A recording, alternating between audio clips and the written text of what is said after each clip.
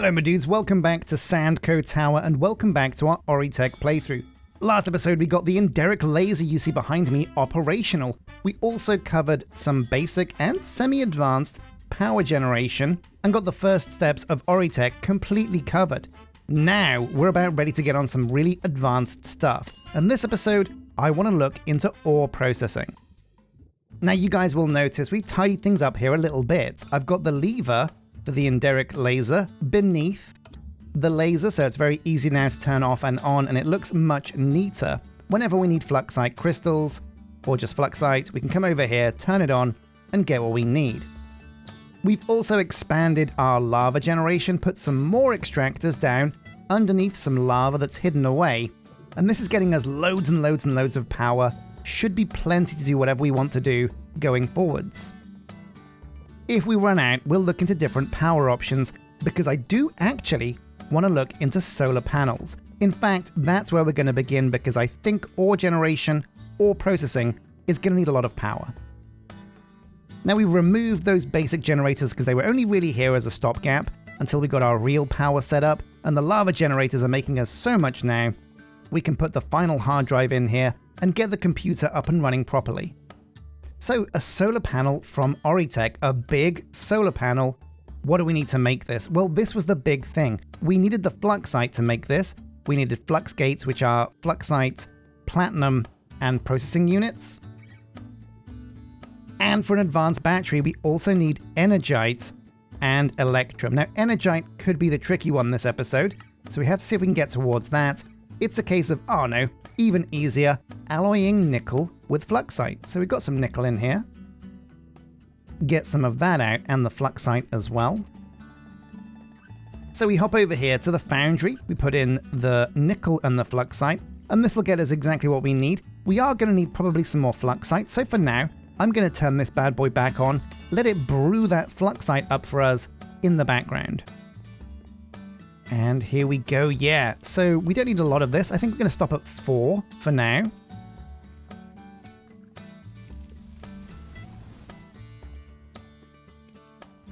And there we go. So 4 energite ingots. Let's see if we can make this solar panel now. I think we should have almost everything. We'll put it on the left so it's much easier to craft. So number 1, we're going to start with flux gates. We'll need some processing units, of course. So that's plastic sheets. I don't have any plastic sheets. Were we making those in the centrifuge? Yes, we were. Now, since we're making so much power, I do think actually we could stand to add some add-ons to our machines. For example, we can add a speed add-on to our pulverizer, I believe. And in fact, most of our machines could hold a speed add-on. So let's see if this is hard to make. No, it really isn't. Now, Oritech is such a cool mod, but honestly, I don't know where the name comes from. When I think of Ori, I think of like Ori and the Blind Forest, but I'm fairly sure that big, rotund, forest-dwelling dude doesn't have anything to do with this mod. So if you know where the name Oritech comes from for the mod, do let me know. There we go, and that's a few processing units. This should be all that we need. I think 5 will be a good place to get started. So we have already 2 speed add-ons. They're pretty simple to make. Let's see if they actually work on our machines. Well, what about the foundry? We can use a speed add-on on the foundry for sure. We'll plug that in on the front. And yeah, that's put the speed up by 150%. And the powered furnace, does this also accept a speed add-on? I think it will. But this has to go underneath. That's a weird place for the speed add-on to go. But let's plug it in down here. Yeah, there we go. That blue change in color means it's on. And yeah, now this is much, much quicker. So what we're moving towards today, my friends, is ore processing. We're going to do something that lets us take a direct ore and go through all the motions to get as many bars out of it as we can. There's a similar way of doing this in Mechanism, and if I'm being honest, the Mechanism way of doing it is probably a lot quicker. So it all begins with the fragment forge. The fragment forge is your first step in turning ores into nuggets. Fragmenting ore blocks creates raw ores, and fragmenting raw ores creates ore dust. When fragmenting ore blocks and raw ores, the fragment forge will output more than it is given. Occasionally, it will even provide additional ores of a different type. Oh, that's very cool. And you can also use add-ons to increase what you get. The machine yield add-on will give you extra additional byproducts. That sounds very cool. So the fragment forge is what we're looking to create. Now the fragment forge is no doubt going to be a very tricky thing to craft. Fragment forge, but we'll find out right now. The fragment forge, oh no, actually, we kind of have everything we need for this. So we need to make some of these flux gates. They're a pretty common requirement for a lot of things, so platinum, fluxite, and processing units. So we take the processing units, we use these in the assembler with fluxite and platinum. The fluxite goes top and the bottom, processing units there, platinum in the bottom, and this will get us 4 flux gates. That's a good place to get started. Bam, and we only need 1 to begin with, so we'll just grab that for now. And so now, we're almost there, I think. Yeah, no, we are there. Amazing!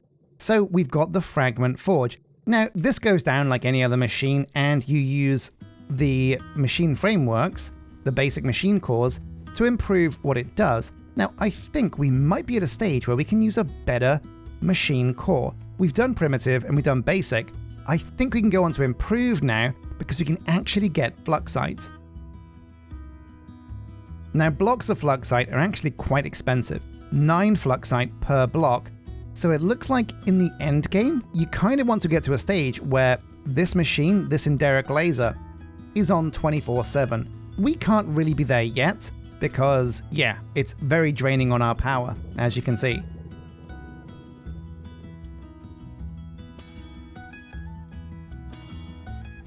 But I want to get enough to be able to make a really, really impressive fragment forge. So we're going to leave this on for a while. What we could even do is make some more Enderic lasers.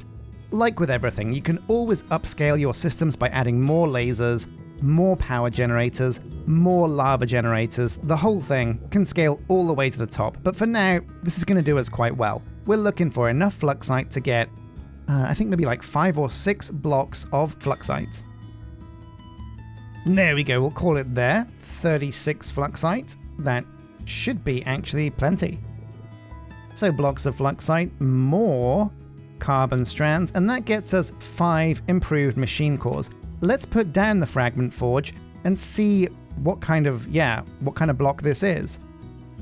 Over here, let's clear a space, bring the pipe even further around, like this. And let's get this plugged in. So this is a 2x2 machine. Quite a big one, but it should fit perfectly right here. We're gonna need 1, 2, 3, 4, 5. We're actually gonna need 7 of these blocks, so we're gonna make some more. Bam! So these 2 blocks should complete the machine. Now I reckon, my dudes, I believe this is gonna look seriously impressive, so let's find out what the fragment forge looks like. Oh, look at that come together! Such a beautiful animation. Love it to bits. Yeah, that's a seriously cool machine. And look at how many power sockets it has around the edge. These are places where you can put add-ons or where cables can go to actually power the machine. That's insanely cool. So the fragment forge, how does this work? Well, this thing has power, but what does it accept? Well, we can press U on the fragment forge and it'll show us what we can put into the machine. We can put quartz to get quartz dust. We can put ores in here, but the ores that we have to put in here have to be silk touched ores. Oh, this is pretty amazing. So an ender pearl can create 12 Enderic compound in here. That's a really good ratio. You can use raw gold to get gold clumps, small gold clumps, and also copper. And there's 32 pages of this, so there's like so many things you can do. Osmium can also get you platinum. That's very cool. Now we are going to be using copper as our example because copper is really easy to get, but also with copper, you get a tiny little bit of gold, which is very cool news. So you put raw copper in here and it gets you small clumps and big clumps. Small clumps go together to make a big clump, okay, but the actual clumps are used in another machine. If you can output the clumps into a centrifuge, one clump becomes a copper gem, and small gold dust. Oh, that's really cool. Then the copper gem is used inside an Oritech machine. Inside alloying, 2 of these become 3 copper ingots. So to recap, if you combine the small clumps as well, it's roughly a 2-to-1 ratio. 1 raw copper will become 2 bars. Now, that means this whole process is basically the same as using an iron ore hammer to smash this stuff into dust. But still, it's Oritech and I want to do it because I think it will be really cool. So let's go through this logically. We make a clump, a copper clump, and the copper clump is used in a centrifuge. Then that is used in a foundry, and that's basically it. So what we want to do is make now a centrifuge and a foundry, an extra one because these ones we have at the moment, they're really here for just the little interim crafts we need to do. So some more energy cables coming around the back here.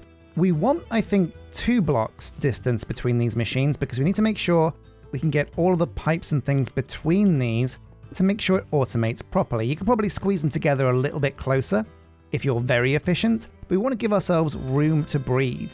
So there we go. We'll put the machine core on top, fire it up, and bam, we have the centrifuge. So this turns ore into clumps, this turns clumps into crystals. Then the final piece of the puzzle is going to be the foundry, so we'll go and make room for that on the edge over here as well. We're again going to put this over here. Plenty of room to breathe. Put down the machine cores, right click on the machine, and there we go, the foundry. Okay, so now what we need to do is make these machines play nice with each other, and this is where we're going to be going into something that we haven't covered yet. What we're going into now is item transfer pipes. Now, these are quite common. Let's see, opaque item pipe, transparent item pipe. We're going to go transparent because I love the idea of being able to see items move through machines. So we'll get a couple of these. I think 18 will be plenty. Now we also want to be looking at add-ons because we're going to need an add-on to import and export items between the machines. And that's where you have something called an inventory proxy add-on. And this allows access to specific inventory slots. It's not too hard to make: motors, carbon fiber strands, and processing units. So we'll need some more of that coal into carbon fiber, but I think we're good to go. And there we go, there's one inventory proxy add-on. We also need to make some more chests if we want to do more of this. So where's the wood at? And there is another one. So we'll go with 2 for now, because I'm not quite entirely sure how this works. So we use special machine blocks, which means we get much more add-on slots for this machine. And take a look, yeah, so there's one add-on slot right here that's going to be perfect for us. And this gives you access to inventory slots, so you can select the target slot from the machine. Whether you want it to be the first one, that one, this one, or this one. You can only select one though, which is very interesting. But this is going to be the export, so I think we really just want the top one. Next up, we're going to check on the centrifuge and ask that where the add-ons can go. This, again, they can go either side. So we're going to plug one in here, and this is going to be for the input. So we select this one as the target. Now, with an item pipe, we're going to use a transparent one because, again, we want to be able to see where this thing's going. We can put this there like that, and this should, in theory, work. We can do the same thing with the improved foundry. Add-ons wise, we have to put this either in the front or the back. Now, I believe power can come into this machine from any angle. So we're going to bring the power cable around like this, because this is going to free us up a spot for our add-on. We're going to break that power cable. We're going to put the... Oh, we need another inventory add-on. Okay, let's go and make one. We're going to plug this in at the back, like this. I just want to get to the proper spot here. There we go. Plug this in like that. Jimmy around the power cables one more time, like this. And bring the opaque pipe. We need an export. Oh man, yeah, we need another one of these inventory management modules. But these are pretty cool. so I'm not too worried about making more of these. There it is. We put this on the centrifuge as an export, and I believe this should be everything we need. So the centrifuge, this is set to export from the top slot of the centrifuge, and let's see if this works. Each one of these machines is plugged in, has power. So in theory, we should be able to put copper ore into this fragment forge and watch the whole process happen. Oh, we also need to set the pipes to suck. So suck that, suck on that, boom, suck on these nuts. Let's find some copper. Yeah! Luckily enough, we have 17 in here, enough to get the ball rolling. We're going to turn off our laser because it's sucking up all of our power right now. Still, we've got a few more fluxites, so never an unwelcome thing. Let's give this a test. So, number 1, in the fragment forge goes the copper. This is smashing up that copper ore and creating clumps, and small gold clumps. The clumps, oh my god, it works! It's automatically going into the centrifuge, like this, and creating copper clumps into copper gems. The gems are going into the foundry and becoming copper ingots. Oh my god. And to seal the deal, we're going to make one more inventory proxy add-on. We're going to use a basic chest for now because I don't imagine... Yeah, we can come back and use a proper chest like a barrel, a special barrel later on, but we'll put one chest here, the inventory management module there, then another opaque pipe like this, have it set to suck from here, set it to output automatically, and we can also actually see the items flying through these pipes. Now it's a bit of a blink and you'll miss it moment, but this does actually work. Oh yeah, that was super quick. Did you catch it? Yeah, there it goes. Oh my god, that was so quick. But it works. Oh my god, this whole system works. So we put copper into the fragment forge, and at the end we get copper ingots. Amazing. Now we could even go one further. We're getting also small clumps. We could send this to a crafting bench that will turn them into normal clumps and put them back into the system. We can also send the gold clumps somewhere to go and become gold ore. We could maybe even use another centrifuge, but that's really cool. This whole system fully works. That's insanely powerful. Ore processing the Oritech way. Now, before we end the episode, that was pretty cool. We've understood automation now. I want to look into solar panels. So we made everything we need to make a solar panel last episode. It's about time we pulled the trigger because solar power is hugely good in a desert. We've got a big old roof where we can put the panels, and if we can get an advanced battery, which we can, very nice, we can easily make one of these solar panels. Oh yeah. Now this is going to require a lot of these primitive cores, so I don't really think we can afford to use improved machine cores for this. We're going to stick with basic for now. So we'll make a whole bunch of these. I think no more than 20 will be required, but let's head up to the roof and see if we can get this plugged in.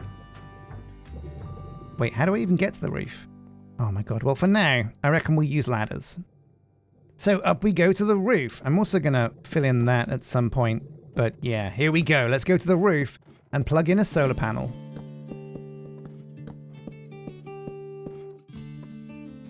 So here we are on the roof. Oh man, it's so cool to be able to come over here and just look out upon our colony from really high up. Man, we've really kind of slacked on the colony. We need to get that up and running, get some more walls built and things as soon as possible. And because I'm kind of filming these differently to when I film mine colonies, it might be that I've already done a lot more than that. But yeah, we're going to put down the solar panel now.